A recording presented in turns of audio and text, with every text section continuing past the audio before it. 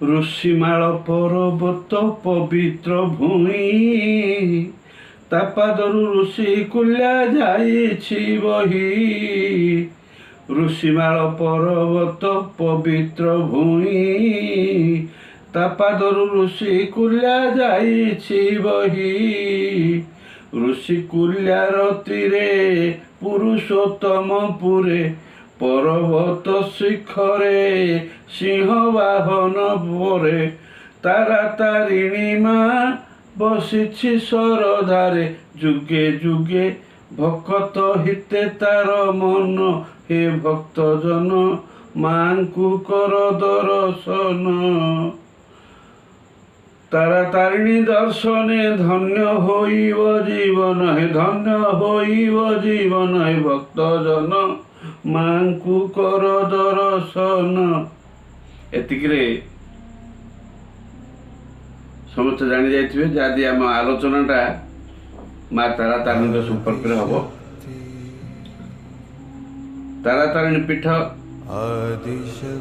ବ୍ରହ୍ମପୁରଠୁ 30 kilometre ପାଖାପାଖି ହବ। 30 kilometre Purushottampur ଅଛି। ପୁରସ୍ତମପୁରକୁ ଲାଗିକି ଯେଉଁ ଋଷିକୁଲ୍ୟା ନଦୀ ପାହାଡ଼ ଉପରେ, ପର୍ବତ ଉପରେ ମାଙ୍କର ମନ୍ଦିର।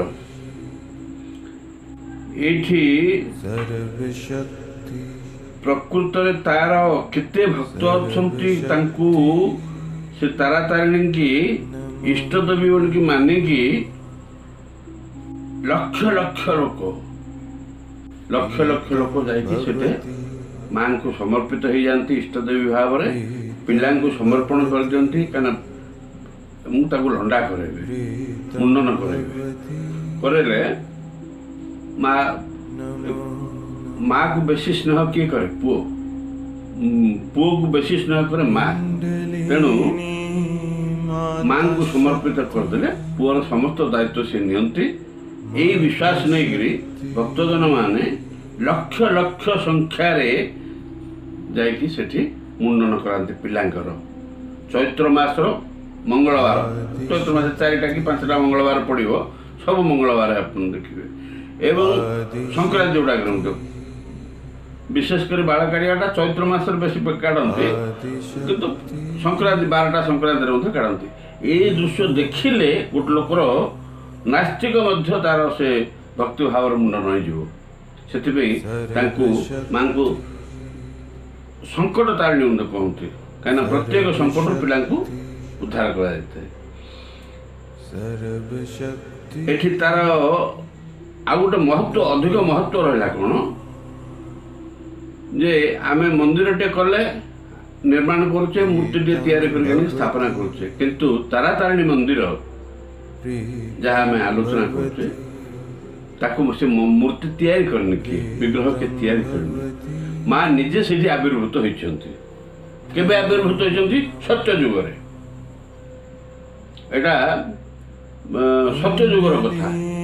ପୁରାଣରେ ଯାହା ଲେଖା ହେଇଛି, ଶିବ ପୁରାଣ ହଉ, କାଳିକା ପୁରାଣ ହଉ, ଦେବୀ ଭାଗବତ, ତନ୍ତ୍ରସାର ଗ୍ରନ୍ଥ, ଏମିତି ବିଭିନ୍ନ ଗ୍ରନ୍ଥର ସବୁ ଯାହା ଉଲ୍ଲେଖ ଅଛି, ସେଇ କଥାଟାକୁ ମୁଁ କହୁଛି। ସତ୍ୟ ଯୁଗରେ ଯେତେବେଳେ ଦକ୍ଷ ପ୍ରଜାପତି ମହାଯଜ୍ଞ କଲେ ଏବଂ ସେ ଯଜ୍ଞକୁ ତାଙ୍କର ଜ୍ୱାଇଁ ମାନେ ଝିଅ କନ୍ୟା ସତୀଙ୍କୁ ଯିଏ ବିବାହ ହେଇଛନ୍ତି ଶିବଙ୍କୁ ସେ ନିମନ୍ତ୍ରଣ କରିନଥିଲେ, କିନ୍ତୁ କନ୍ୟା ସତୀ ସିଏ ନିଜେ ଯାଇକି ଉପସ୍ଥିତ ହେଇଗଲେ। ତାଙ୍କୁ ଅନୁରୋଧ କଲେ ଯେ ମୋତେ ସ୍ୱାମୀଙ୍କି ମୋର ନିମନ୍ତ୍ରଣ କର, କିନ୍ତୁ ଦକ୍ଷ ପ୍ରଜାପତି ନିମନ୍ତ୍ରଣ କରିବା ପାଇଁ ମନା କଲେ। ତେଣୁ ସେ ରାଗରେ ସତୀ ସେ ଯଜ୍ଞକୁଣ୍ଡରେ ଆକାର ନିଜେ ଆତ୍ମାହୁତି ଦେଇଥିଲେ। ଏ କଥାଟି ଯେତେବେଳେ ନାରଦ ଯାଇକି ଶିବଙ୍କୁ କହିଦେଲେ ଯେ ନାଇଁ ସତୀଙ୍କର ଜୀବନ ଧାସ ଦେଇଛନ୍ତି, ତୁରନ୍ତ ଶିବ ଆସିଲେ ଏବଂ ସେ ଯଜ୍ଞକୁଣ୍ଡରୁ ସତୀଙ୍କର ଅର୍ଦ୍ଧଦଗ୍ଧ ଶରୀରଟାକୁ ବାହାର କରି ନିଜ କାନ୍ଧ ଉପରେ ରଖି ତାଣ୍ଡବ ନୃତ୍ୟ କରିବାକୁ ଲାଗିଲେ। ଶିବଙ୍କର ତାଣ୍ଡବ ନୃତ୍ୟ ସ୍ୱର୍ଗ ମର୍ତ୍ତ୍ୟ ପାତାଳ ତିନି ପୁର କମ୍ପିଲା, ସମସ୍ତେ ଥରହର ହେଲେ। ସବୁ ଦେବତାମାନେ ଆସିକି ତାଙ୍କୁ ଅନୁରୋଧ କଲେ, କିନ୍ତୁ ତାଙ୍କର ନୃତ୍ୟ ବନ୍ଦ ହେଉନି। ତେଣୁ ବିଷ୍ଣୁ କ'ଣ କଲେ, ସୁଦର୍ଶନ ଚକ୍ର ପଠେଇକରି ତାଙ୍କ ଶବଟା ଯେଉଁ ଥିଲା କାନ୍ଧରେ, ସତୀଙ୍କର ଶବଟା, ସେ ଶବଟାକୁ ଖଣ୍ଡ ଖଣ୍ଡ କରି ପକାଇଦେଲେ। ଆଉ କାନ୍ଧ ଉପରେ ଆଉ ଶବ ନାହିଁ, ସେ ତେଲ ତାଳେ ସେ ଶାନ୍ତ ହେବେ। ଏବଂ ସେ ଖଣ୍ଡ ଗୁଡ଼ାକ ବିଭିନ୍ନ ଜାଗାରେ, ମର୍ତ୍ତ୍ୟମଣ୍ଡଳର ବିଭିନ୍ନ ଜାଗାରେ ପଡ଼ିଲା। ଏବଂ ଯେଉଁ ସବୁ ଜାଗାମାନଙ୍କରେ ପଡ଼ିଲା ସେଗୁଡ଼ାକ ଗୋଟେ ଗୋଟେ ଶକ୍ତିପୀଠ ହେଇକରି ଆବିର୍ଭୂତ ହେଲେ। ସେଇଠି ମାଆଙ୍କର ଆବିର୍ଭାବ ହେଇଗଲା। ସେଇ ଭିତରୁ ତାରାତାରିଣୀ ଜଣେ। ଏଭଳିଆ ଆମର ମୋଟ ଯାହା ସଂସ୍କୃତି ଗବେଷକମାନେ ଗ୍ରନ୍ଥ ଯେଉଁ ରଚନା କରିଛନ୍ତି ତା ଦ୍ୱାରା ସେମାନେ ଉଲ୍ଲେଖ କରିଛନ୍ତି 51ଟା ଶକ୍ତିପୀଠ ହେଲା ଏବଂ 26ଟା ଉପପୀଠ ହେଲା। ଏ ଯେଉଁ 51 ଆଉ 26 ଭିତରେ, ତା ଭିତରେ ପ୍ରମୁଖ ରହିଲା 4ଟା, ଯୋଉଟା କି ତନ୍ତ୍ରପୀଠ ହିସାବରେ ମାନ୍ୟତା ପାଉଛି। ଯାହା ପୁରାଣରେ ଲେଖା ଅଛି, ବିମଳା ପାଦଖଣ୍ଡଞ୍ଚ ସ୍ତନଖଣ୍ଡଞ୍ଚ ତାରିଣୀ, କାମାକ୍ଷା ଯୋନିଖଣ୍ଡଞ୍ଚ ମୁଖଖଣ୍ଡଞ୍ଚ କାଳିକା। ଏ 4ଟି ପୀଠ ତାରିଣୀ କରେ, ତାରାତାରିଣୀ ଯାହା, ତାରିଣୀ ତାହା, ସେଇ ଗୋଟିଏ ଶବ୍ଦ। କାହିଁକିନା ତାଙ୍କର ମାଆଙ୍କର ସ୍ତନ ଯୁଗଳଟା ଏଠି ପଡ଼ିଥିଲା। ତେଣୁ ଗବେଷକମାନେ ମଧ୍ୟ ଉଲ୍ଲେଖ କରୁଛନ୍ତି ଯେ 2ଟି ବିଗ୍ରହ ଭାବରେ ଯେହେତୁ ସ୍ତନ ଯୁଗଳ ପଡ଼ିଛନ୍ତି ତାରାତାରିଣୀ ଭାବରେ, ସେ 2ଟି ବିଗ୍ରହ ହେଲେ ମଧ୍ୟ ଅଭିନ୍ନ ଅଙ୍ଗ, ଗୋଟିଏ ଅଙ୍ଗ ସେ। ତେଣୁ ସେ ଗୋଟିଏ ମୂର୍ତ୍ତି ହିସାବରେ, ଗୋଟିଏ ବିଗ୍ରହ ହିସାବରେ ପୂଜା ପାଇବେ। ଏବଂ ସେଠି ମାଙ୍କର ମଧ୍ୟ ଆବିର୍ଭାବ ହୋଇଛି, ତାରାତାରିଣୀଙ୍କର। ଏବଂ ମୁଁ କହିଲି ଯେ 4ଟି ଯେଉଁ ତନ୍ତ୍ରପୀଠ ରହିଲା, ତନ୍ତ୍ରପୀଠ ଭିତରେ ତାରାତାରିଣୀ ପୀଠଟା ରହିଲା ଗୋଟେ। ଏବଂ ଏଠି ଉଲ୍ଲେଖ କରିବା କଥା, ମାଠ ରାମାୟଣରେ ଲେଖା ଅଛି, ତତୟାରେ ତୋ ଚରଣ ପୂଜିର ଭୂମଣି, ସୀତାଙ୍କୁ ଉଦ୍ଧାର କଲେ ଲଙ୍କା ଗଡ଼ଜିଣୀ। ମାଠ ରାମାୟଣର ଉଲ୍ଲେଖ ଅଛି ଯେ ସୀତାଙ୍କୁ ଉଦ୍ଧାର କରିବା ପାଇଁ ପ୍ରଭୁ ରାମଚନ୍ଦ୍ର ଯାଇକି ସେଠି ତାରାତାରିଣୀଙ୍କର ପୂଜା ଆରାଧନା କରିଛନ୍ତି। କିନ୍ତୁ ତା ପରବର୍ତ୍ତୀ ସମୟରେ ଯେତେବେଳେ ଗୁରୁ ବଶିଷ୍ଠ, ମହର୍ଷି ବଶିଷ୍ଠ ଯାଇକି ପହଞ୍ଚିଛନ୍ତି, ସିଏ ତାଙ୍କର ଅଭୀଷ୍ଟ ସିଦ୍ଧି ପାଇଁ ସିଏ ପୂଜା ଆରାଧନା କରିଛନ୍ତି। ମା ତାରାତାରିଣୀ ସେଟା କର୍ଣ୍ଣପାତ କରିନାହାନ୍ତି। ନ କରିବାରୁ ଇଏ ମୁନି ଋଷିମାନେ ଟିକେ କ୍ରୋଧିଥାନ୍ତି। ଇଏ କ୍ରୋଧାନ୍ୱିତ ହେଇକରି ମାଆଙ୍କୁ ଅଭିଶାପ ଦେଇଥିଲେ ଯେ ମୁଁ ଏତେ ନିବେଦନ କରୁଛି, ତମେ ଶୁଣିଲ ନାହିଁ, ତେଣୁ ତମକୁ ମୁଁ ଅଭିଶାପ ଦଉଛି, ତମେ ଆଉ ପୂଜା ପାଇବନି, ପୂଜା ନ ପାଇକି ତମେ ପଡ଼ିକି ରହିବ।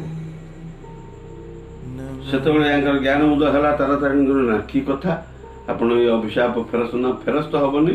ନା ନା, ଏଇଟା ଆମେ ଅନ୍ୟମନସ୍କ ଥିଲୁ, ନା ହଉ ତାହେଲେ ଟିକେ ଅଛି, କିଛିଟା ଅଭିଶାପ କୋହଳ କରିଦେବା। କ'ଣ ନା, ତୃତୀୟାର ଆଉ ବଳକା ଅଂଶ ତମେ ପୂଜା ପାଇବ ନାହିଁ, ଦ୍ୱାପର ଯୁଗଟା ମଧ୍ୟ ପୂଜା ପାଇବ ନାହିଁ, କଳି ଯୁଗର ପ୍ରଥମ ଭାଗରେ ମଧ୍ୟ ପୂଜା ପାଇବ ନାହିଁ। କଳି ଯୁଗର ମଧ୍ୟ ଭାଗରେ ମୋର ଆଶୀର୍ବାଦ ନେଇକି ଜଣେ ପଣ୍ଡିତ ବ୍ରାହ୍ମଣ କୂଳରେ ଜନ୍ମ ହେବ, ସିଏ ତମକୁ ଆସିକି ଆରାଧନା କଲେ ତମର ଶାପ ମୋଚନ ହେବ।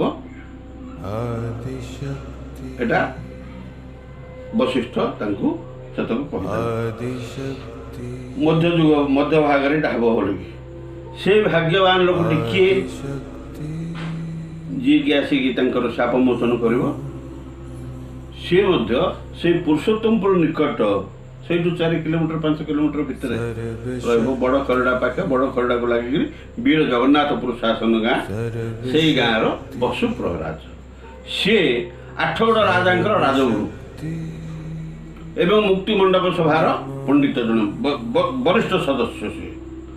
ଏବଂ ତନ୍ତ୍ର ସାଧନାରେ ମଧ୍ୟ ସିଦ୍ଧ ତନ୍ତ୍ର ସାଧକ ମଧ୍ୟ, ଏଇଭଳି ସମସ୍ତ ପାଣ୍ଡିତ୍ୟ ଅଛି ତାଙ୍କ ପାଖରେ। ସିଏ ହଠାତ୍ ଦିନେ ଯେତେବେଳେ କି ରାଜ ଦରବାରରୁ ଫେରୁଛନ୍ତି, ଘରକୁ ଫେରିଲା ବେଳେ ଦେଖିଲେ ତାଙ୍କ ଆଗରେ 2 ଜଣ ଝିଅ ଯାଉଛନ୍ତି। 2 ଜଣ ଝିଅ ଯାଉଛନ୍ତି। ଇଏ ତ ନିଜେ ତନ୍ତ୍ର ସାଧକ ଦେଖିଲେ ଯେ ସେ 2 ଜଣଙ୍କର ପାଦ ଭୂମିକି ସ୍ପର୍ଶ କରୁନାହିଁ। ତେଣୁ ସେଥିରେ ଜାଣିପାରିଲେ ଯେ ନିଶ୍ଚିତ ଭାବରେ ଏଇଟା କିଛି ଦୈବୀ ଶକ୍ତି ସମ୍ପନ୍ନ ହେଇଥିବ। ପାଦଟା ଭୂମିକି ସ୍ପର୍ଶ କରୁନାହିଁ ଅର୍ଥ ନିଶ୍ଚିତ ଭାବରେ କିଛି ଶକ୍ତି ଅଛି। ତେଣୁ ସେ ଟିକେ ଅଧିକ ଆଗ୍ରହ ପ୍ରକାଶ କରିକି ଟିକେ ଜୋରରେ ପାଦ ପକେଇକି ଝିଅମାନଙ୍କ ପାଖରେ ପହଞ୍ଚିଲେ। ଆରେ ମା, ଏ ଖରାରେ କୁଆଡ଼େ ଯାଉଛ, ବୁଲୁଛ? ନା ତମ ଘର କୋଉଠି? ନା ଆମର ତ ଘର ନାହିଁ, ଆମେ ଏମିତି ବୁଲୁଛୁ ଆଉ। କହିଲେ ବସୁ ପ୍ରହ୍ଲାଦ କହିଲେ ଠିକ୍ ଅଛି, ଆମ ଘରଟା ଆଉ ଟିକେ ଆଗରେ ପଡ଼ିବ। ଆମ ଘର ଏ ପାଖରେ ଆମ ଘର। ତେଣୁ ତମେ ମୋର ଝିଅ ହେଇକି ରହିଯିବ ଘରେ, ଚାଲ ଆମ ଘରକୁ ପଳେଇବା କହିକି ସେ ସାଙ୍ଗରେ ଘରକୁ ନେଇଗଲେ। ଘରକୁ ନେଇଗଲା ପରେ ତାଙ୍କ ସ୍ତ୍ରୀ ନଥାନ୍ତି। ତାଙ୍କ ସ୍ତ୍ରୀ ତାଙ୍କ ବାପ ଘରକୁ ପଳେଇଥାନ୍ତି। ତେଣୁ ସେ କହିଲେ ବୋଲେ ଦେଖ, ଏବେ ମୋ ସ୍ତ୍ରୀ ନାହିଁ, ସେ ପଳେଇଛି ତାଙ୍କ ବାପ ଘରକୁ। ମୁଁ ଏବେ ଯିବାର ଅଛି, ଟିକେ ଗାଁ ଦାଣ୍ଡକୁ ଟିକେ ଯିବାର ଅଛି। ଗୋଟେ ବୈଠକ ଅଛି, ସଭା ଚାଲିଛି, ଲୋକ ମୋତେ ଅପେକ୍ଷା କରିଥିବେ, ମୁଁ ସେଠିକି ଯିବାକୁ ପଡ଼ିବ ଯେମିତି ହେଲେ। ତେଣୁ ରୋଷେଇ ଘରେ ଭାତ, ଡାଲି, ତରକାରୀ ସବୁ ବଢ଼ା ରନ୍ଧା ହେଇକି ଅଛି। ତମେ ନିଜେ ଆଣିକି ଖାଇଦେଇକି ତମେ ବିଶ୍ରାମ କର। ମୁଁ ବାହାର ପଟ ଶିକୁଳି ଦେଇକି ପଳାଉଛି, ତମେ ବିଶ୍ରାମ କର। ତମକୁ ଆଉ ହଇରାଣ କରିବିନି, ମୁଁ ଆସିଲେ କବାଟ ଖୋଲିକି ଆସିବି। ୟା କହିଦେଇକି ସେ ପଳେଇଗଲେ। ପଳେଇଗଲା ପରେ ସେଠି ବୈଠକ ସାରିଲେ। ବୈଠକ ସାରିକି ଘରକୁ ଆସିଲା ବେଳକୁ ଦେଖିଲେ ଯେ ପିଣ୍ଡାରେ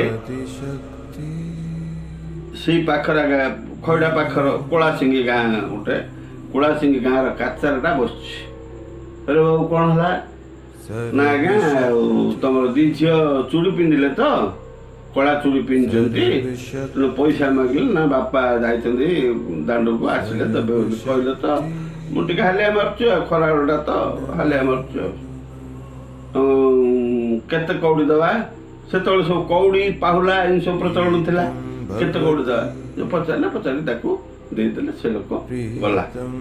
ସିଏ ଗଲା ପରେ ଯେତେବେଳେ ଖୋଲିଲେ, ଶିକୁଳି ଖୋଲିକି ଦେଖିଲା ବେଳକୁ ଆଉ ସେ ଝିଅ 2ଟା ନାହାନ୍ତି।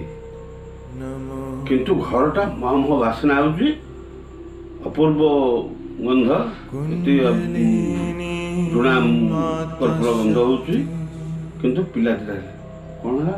ବାଡ଼ି ପଟେ କବାଟ ବନ୍ଦ ଅଛି, ବାହାରୁ ତ ମୁଁ ଶିକୁଳି ଦେଇକି ଯାଇଥିଲି, ଇଏ ଗଲେ କୁଆଡ଼େ? ହେଲେ ଅନ୍ତର୍ଧାନ ହେଇଗଲେ। ତାଙ୍କର ଯେଉଁ ମନରେ ସନ୍ଦେହ ଥିଲା ଯେ ଇଏ ଦୈବୀ ଶକ୍ତି ସମ୍ପନ୍ନ ହେଇଥିବେ, ତେଣୁ ସେ ଜାଣିଦେଲେ ଇଏ ଅନ୍ତର୍ଧାନ ହେଇଗଲେ। କେତେ କଥା ହେଲା, ମୋ ହାତରୁ ପିଟିଗଲା, ଖସିଗଲା, ଏହା ଭାବିକି ଦୁଃଖ କଲେ। ମୁଁ କହିଲେ ହଉ ଠିକ୍ ଅଛି, ମୋ ପାଖରେ ତ ତନ୍ତ୍ର ଶକ୍ତି ଅଛି ନା, ମୁଁ ସାଧନା କରିବି। ସାଧନା କରିକି ସେ କୁଆଡ଼େ ଗଲେ, କ'ଣ ଗଲେ, ତାଙ୍କୁ ଖୋଜିବି। ଏହା କହିକି ସେ ସାଧନା କରିବାକୁ ବସି ପଡ଼ିଲେ। ସାଧନାରେ ବସିଲେ। ତାଙ୍କୁ କେମିତି ଖୋଜିଲେ ଆମେ ପରବର୍ତ୍ତୀ ଅଧ୍ୟାୟରେ କଥା ହେବା। ଆପଣଙ୍କୁ ଯଦି ଆମର ଏ ଭିଡ଼ିଓଟି ଭଲ ଲାଗିଲା, ଆମର ଭିଡ଼ିଓଟିକୁ ଲାଇକ୍ କରନ୍ତୁ, ଆମର ଚ୍ୟାନେଲଟିକୁ ସବସ୍କ୍ରାଇବ୍ କରନ୍ତୁ, ଆଉ ବେଲ୍ ଆଇକନ୍ଟିକୁ କ୍ଲିକ୍ କରିବାକୁ ଜମାରୁ ଭୁଲନ୍ତୁ ନାହିଁ। ଜୟ ଜଗନ୍ନାଥ।